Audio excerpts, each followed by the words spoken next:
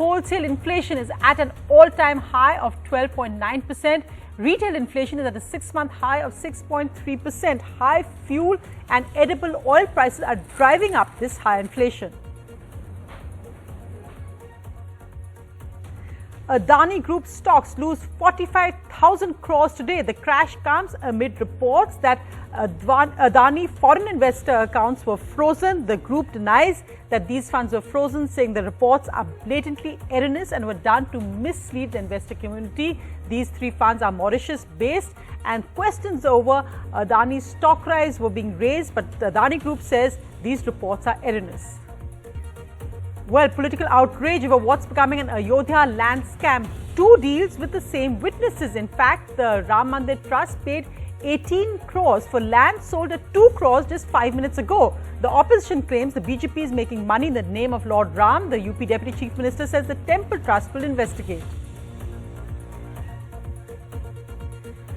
The Chacha-Bhatija rift in Paswan's party, the LJP, uncle and younger brother of the late Ram Vilas Paswan ousts his son Chirag Paswan. 5 of 6 MPs meet the Lok Sabha Speaker, saying they're now with the uncle. Is this Nitish Kumar's revenge? Because now apparently he backed the split, and now this uncle is likely to become a minister in the central cabinet. National award-winning actor from Karnataka dies. His organs are donated. Sanchari Vijay dies of motorcycle crash injuries.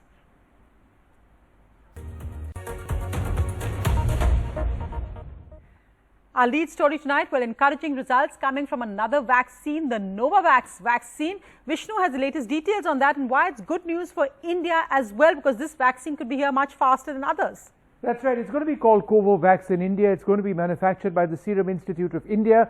It's likely to be somewhat more expensive than Covishield, but that price hasn't been decided. There were some delays initially expected in its manufacture, but that's actually been sorted out by the US President Joe Biden.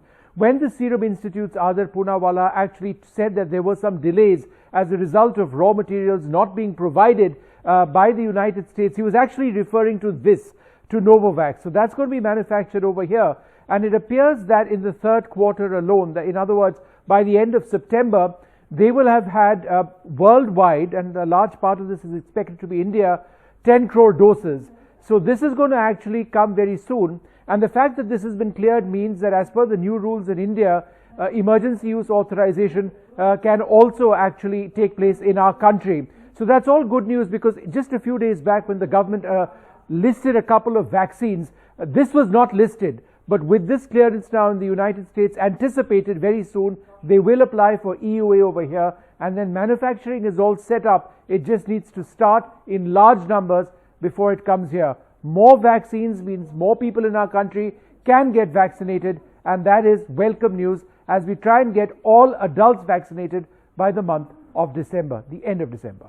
Thanks so much, Vishnu. So good news there, and also of course that they say that this vaccine is working against current variants. Do we know if that includes the Delta variant, or what are they saying? In fact, I missed the main point over here. It works against all variants. In fact, they've tested it in approximately 30,000 people in Mexico and elsewhere as well, where they did their trials. This works against variants at 90% efficacy, and that's really good news. Right, and let's just look now. Well, numbers in India currently falling, but remember, of course, yesterday was Sunday, so those numbers are sometimes misleading because many test centers are closed. But let's look at the big news, which is, of course, our positivity rate declining, where the 7-day average is below 5%. So we can see there now the 7-day average below 5% for the second straight test. That's good news. That, of course, the positivity rate is the ratio of people testing positive to number of tests. So we can see the last 24-hour numbers there, cases just over 70,000, which is a major drop. But remember, of course, this is the Sunday effect. And as we can see, the deaths continuing to rise. Now, that is a combination of the backlog also coming, and also that we got a high fatality rate as people in ICUs are tragically losing their lives. And along with COVID data, here's data which is also impacting people's lives, and that's inflation. Wholesale inflation is at an all-time high of 12.9%. High fuel and edible oil prices are driving up inflation. The government says this is because of a low base effect, and bizarrely says that because people have restricted movement because of lockdowns, that high fuel prices aren't really impacting them. But is that the reality? NDTV Bureau's report.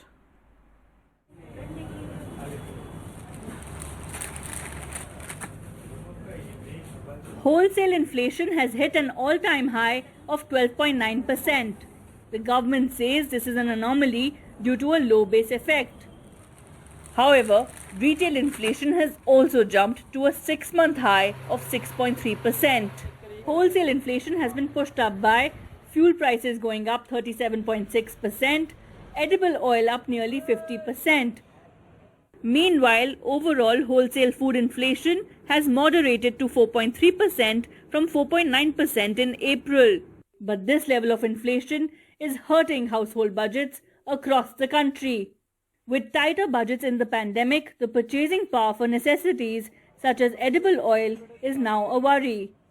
Refined हम लोग 70-80 रुपए का लाते थे, अभी 150 का हो गया, वो भी डबल दाम हो गया।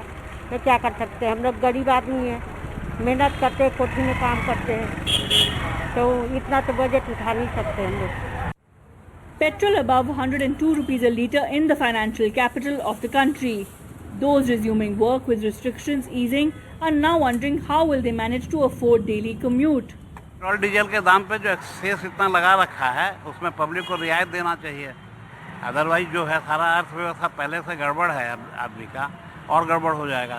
सरकार का नियम ही है, सब चीज़ पे दाम जब काजू बन जाता है, तेल महंगा हो गया, सरसों तेल 200 रुपये किलो, तब तो पेट्रोल ही है, आम आदमी को तो फर्क बहुत पड़ेगा। And it doesn't just end there. The price of soaps for daily care and hygiene also has jumped by nearly 10%. With India's unemployment rate above 10% according to Centre for Monitoring Indian Economy, and with businesses trying to cut costs, household budgets are now getting tighter. Bureau Report, NDTV. Well, the other big headline, he is one of India's richest men, but the shares of Gautam Adani's group stocks fell sharply today by up to 45,000 crores after newspaper reports which said that the accounts of 3 foreign portfolio investors that collectively have a major stakeholding in the Adani Group were frozen by the National Securities Depository Limited. The Adani Group issued a statement saying that these reports were completely false and that it was done to mislead the investor community. But of course, this came amid questions over the sharp rises in Adani Group stock. These media reports of a freeze on 3 major stakeholders in one of India's biggest conglomerates sent shockwaves through the corporate world. By 3 p.m., the Adani Group issued a clarification saying the media reports are false and that the National Securities Depository Limited has clarified to them that as of June 14, the trading accounts of the 3 companies are not frozen.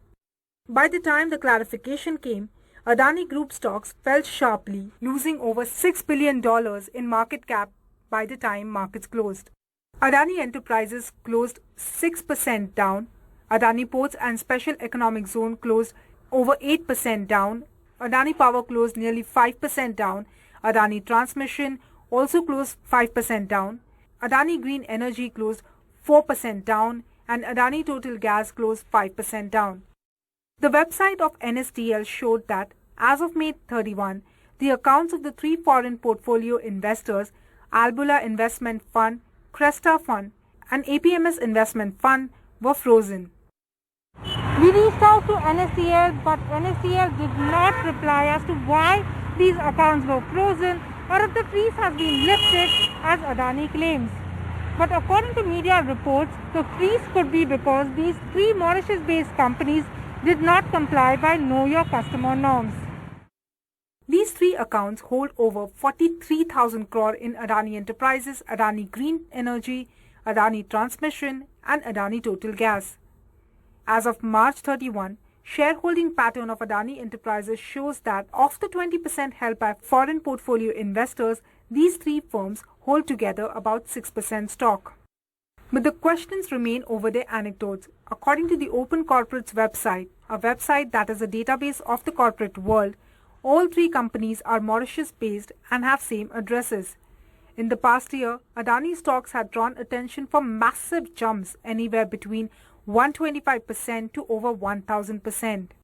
Although Adani issued a clarification regarding these FPI accounts, but one thing that cannot go unnoticed is the rise in the stock of this group company, taking the market cap as of Friday to 9.5 lakh crore, and this especially in the pandemic year. In Mumbai with camera person Dhanesh, this is Purva Chitnis for NDTV. Moving to politics over, well, what is of course the holy Ram Mandir complex in Ayodhya, where now the Ram Mandir Trust has been accused of a major land scam. The accusation is that the temple trust bought land for 18.5 crores, which is actually sold just 5 minutes earlier for 2 crores. What makes it even more suspicious is that the two land deals both had the same witnesses.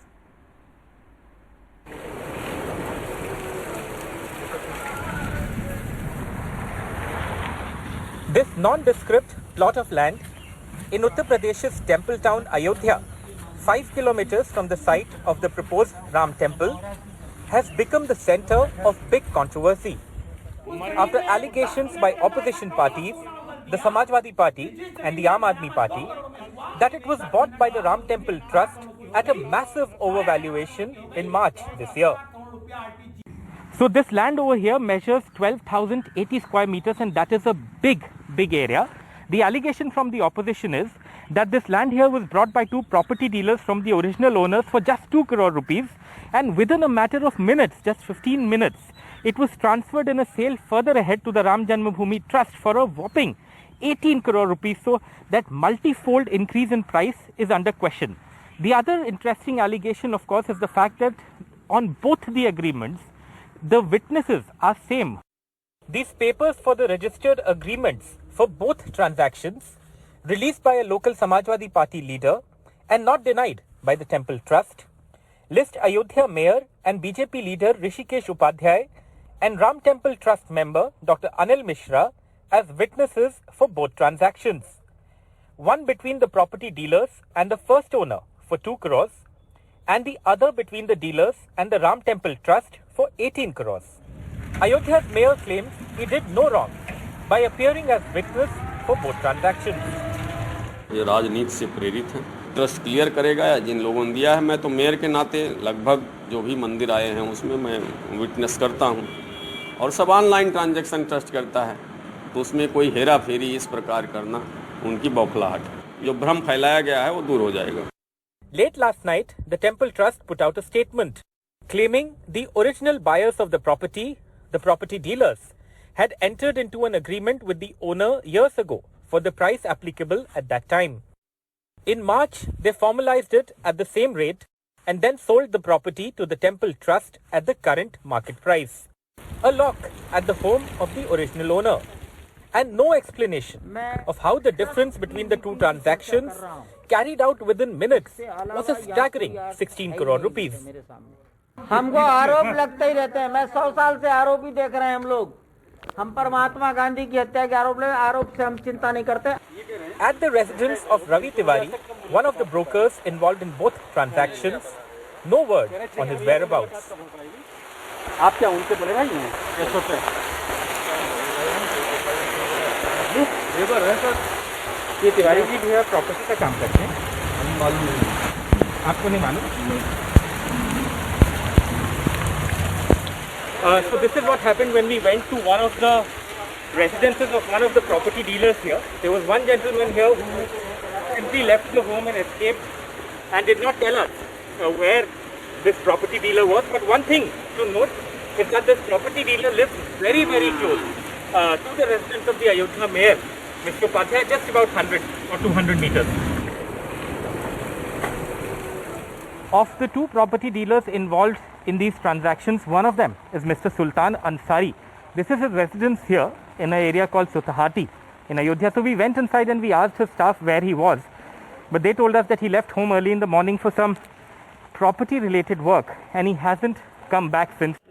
The Uttar Pradesh government only had this to say.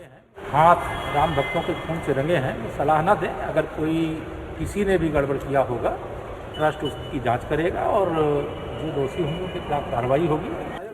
But it's unclear how the trust will investigate its own alleged wrongdoing. In Ayodhya with Pramod Srivastav and camera person Vineet Verma, this is Alok Pandey, NDTV. Well, the opposition taking that opportunity to attack the BJP, saying they're making money in the name of Lord Ram. But meanwhile, In other politics, revenge is a dish best served cold, perhaps, or that's what Bihar Chief Minister Nitish Kumar is now thinking, as he's managed, some say, to engineer a coup in Chirag Paswan's party, the LJP. Remember, Chirag Paswan had taken on Nitish Kumar during the Bihar elections. Now, Chirag Paswan's uncle, the younger brother of his late father, Ram Vilas Paswan, has taken control of the party, with 5 of the 6 LJP MPs meeting the Lok Sabha speaker and saying that they want to form a separate party without Chirag Paswan. Also, apparently, this uncle will now become a minister in the cabinet once an expansion takes place. The family drama of the Paswans played out in public as Chirag Paswan, son of party founder Ram Vilas Paswan and current president of the Lok Janshakti Party, met his uncle to save his party from splitting, but failed. 5 out of 6 MPs in the Lok Sabha, led by his uncle, have asked the Lok Sabha Speaker to be treated as a separate group. Chirag is the 6th MP. 6 सांसद हम लोग हैं। 5 सांसद की इच्छा थी 6 महीनों से कि हमारी पार्टी का अस्तित्व खत्म हो रहा है, इसलिए पार्टी को अब बचा लीजिए। तो मैं पार्टी तोड़ा नहीं हूँ, मैं पार्टी को बचाया हूँ। For Bihar Chief Minister, Chirag's crisis is revenge for breaking their alliance in the last year's election, effectively reducing the JDU to the 3rd position. एक कहावत है, as you sow, so will you reap. जो बोइएगा, काटिएगा. Despite a compromise formula offered by Chirag Paswan, his uncle Pashupati Paras and other MPs are in no mood to grant any concession to him anymore. And it seems clear that if he wants to stay relevant in Bihar politics, Chirag Paswan will have to start from the scratch. With Rajiv Ranjan in Delhi, with cameraman Habib Ali, this is Manish Kumar for NDTV.